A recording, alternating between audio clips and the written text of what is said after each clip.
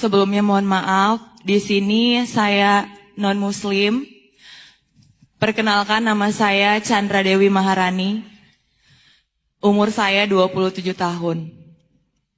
Saya sangat tertarik datang ke acara ini karena temanya menyembuhkan luka hati. Baik, izin. Non-muslimnya agama apa kalau boleh tahu? Hindu, Ustadz. Sebelumnya, izinkan saya sharing sedikit, Ustadz.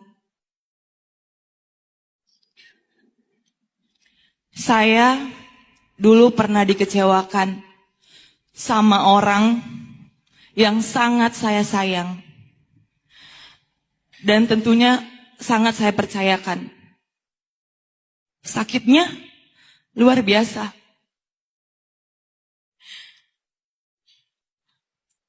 Tapi seiring berjalannya waktu, saya mencoba buat melupakan, memaafkan, dan bahkan mengikhlaskan. Setelah selama 3 tahun, saya berjuang untuk menyembuhkan luka itu.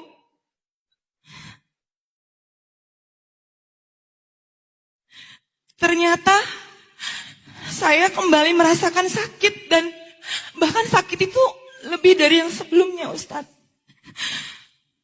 Padahal banyak hal yang sudah saya korbankan.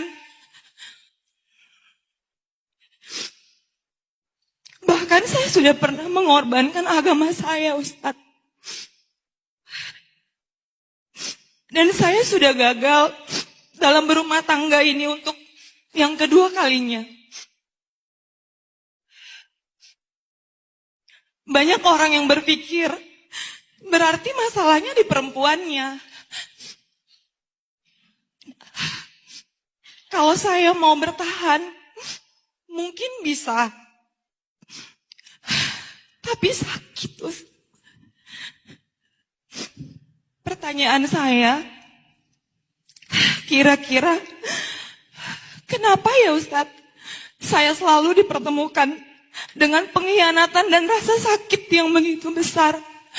Apakah karena dosa saya yang sangat besar, maka Tuhan memberikan saya juga masalah yang begitu besar, Ustadz? Baik, izin. Sekarang rasa sakit yang pernah dirasakan itu, apa dampaknya untuk kehidupan kakak? Sangat berdampak, Ustadz. Terutama di keluarga saya.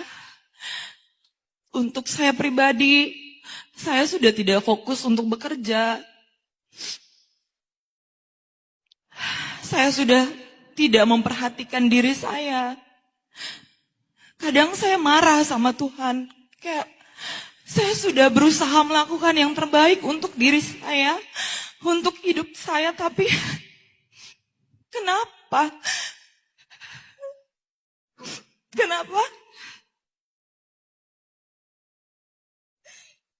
Kita berikan tepuk tangan untuk beliau. Mohon maaf kalau ada yang ingin kakak sampaikan kepada orang yang pernah mengkhianati, mencurangi hati kakak. Boleh silakan rilis apa yang ingin kakak sampaikan. Terima kasih.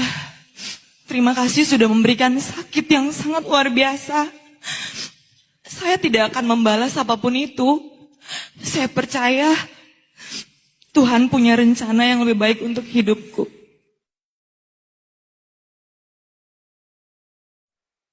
Izin Ahilman kuatkan sedikit, boleh ya? Baik, pertama, setiap manusia itu berpotensi mengecewakanmu. Bukan karena dia jahat, tapi karena dia manusia. Selama dia manusia, maka selama itu dia berpotensi mengecewakanmu. Maka ingat, belajar Jangan terlalu berharap kepada manusia. Karena luka sebabnya dari hatimu yang terlalu berharap kepada manusia. Kecewa sumbernya dari hati yang terlalu berharap kepada manusia. Maka nanti gimana cara menyembuhkannya? Maafkan, doakan, ikhlaskan. Jika ada yang menyakitimu, apa sikapnya? Maafkan, doakan, ikhlaskan. Sekarang saya tanya, memaafkan dengan melupakan sama atau beda? Kakak, mungkin kita belum bisa melupakan. Dan itu nggak apa-apa banget. Karena Allah meminta kita bukan melupakan, tapi memaafkan. Di mana bedanya? Memaafkan itu membersihkan hatimu agar tidak membenci kepada orang yang menyakitimu. Sedangkan melupakan membersihkan pikiranmu agar tidak ingat kepada orang yang menyakitimu. Sama atau beda? Beda. Memaafkan tentang hati, melupakan tentang pikiran. So selanjutnya, boleh nggak menjaga jarak dari orang yang pernah menyakiti kita? Boleh? Kata siapa? Boleh nggak? Boleh nggak menjauh dari orang yang menyakiti kita? Boleh nggak ngeblok orang yang nyakitin kita?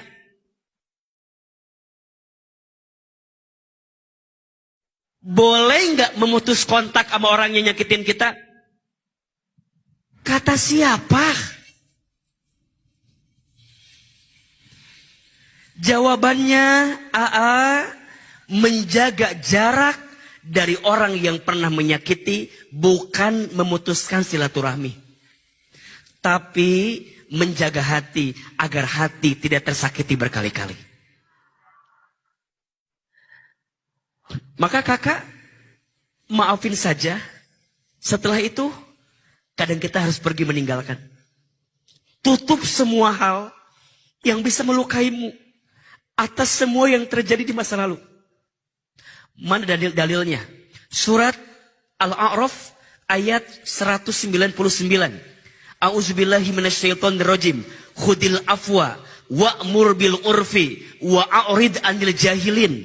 Jadilah pemaaf dan teruslah berbuat baik dan jauhilah orang yang bodoh, orang yang pernah menyakitimu.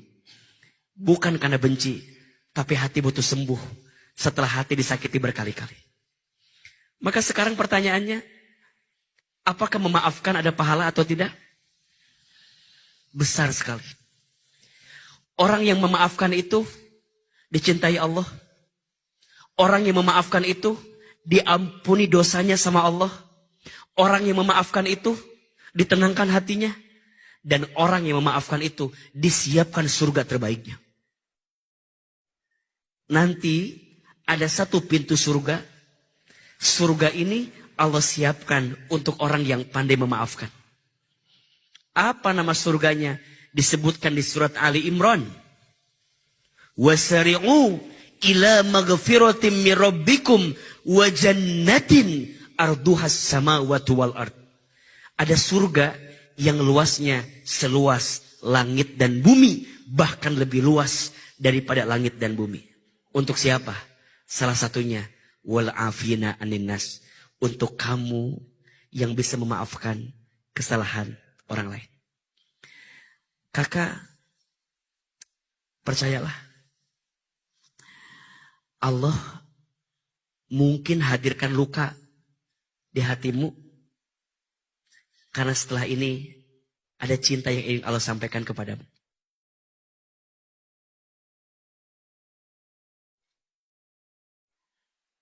Kalau kita nggak pernah disakiti, kita nggak dapat pahala memaafkan, betul nggak?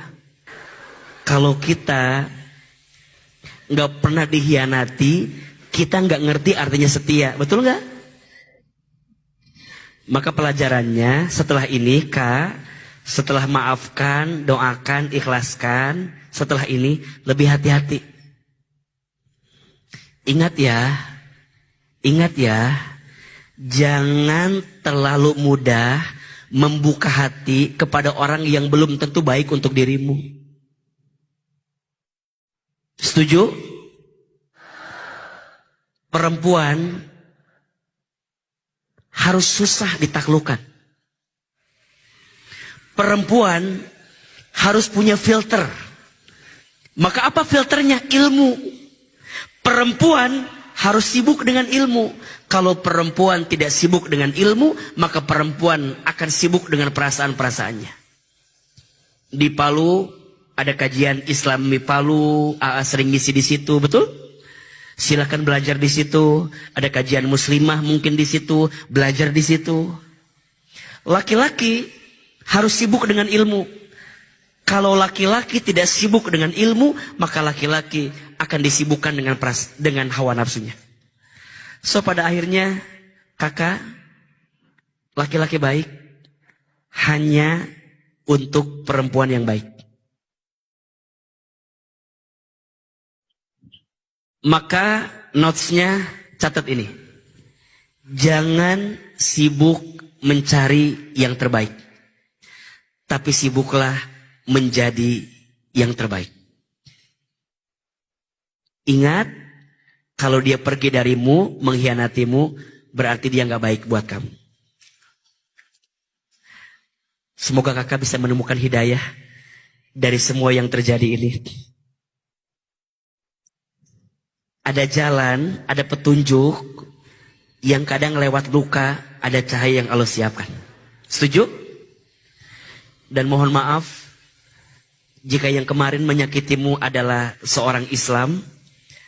Bagi saya tidak mencerminkan Islam yang baik jika demikian. Karena harusnya seorang Muslim itu menenangkan, menyejukkan, mendamaikan. Dan jangan sampai menggadaikan hatimu kepada laki-laki yang belum tentu membahagiakan hidupmu. Insya Allah ya. Temukan cahaya itu. Dan biasanya cahaya itu makin kelihatan kalau sudah gelap. Betul nggak? Kalau udah gelap, maka ada cahaya yang kelihatan. Mungkin di menata hati ada cahaya itu. Kalau udah kelihatan, jangan sia-siakan. Pegang erat-erat, jaga baik-baik. Karena kita nggak pernah tahu lewat jalan mana Tuhan menitipkan kebaikan untuk kita.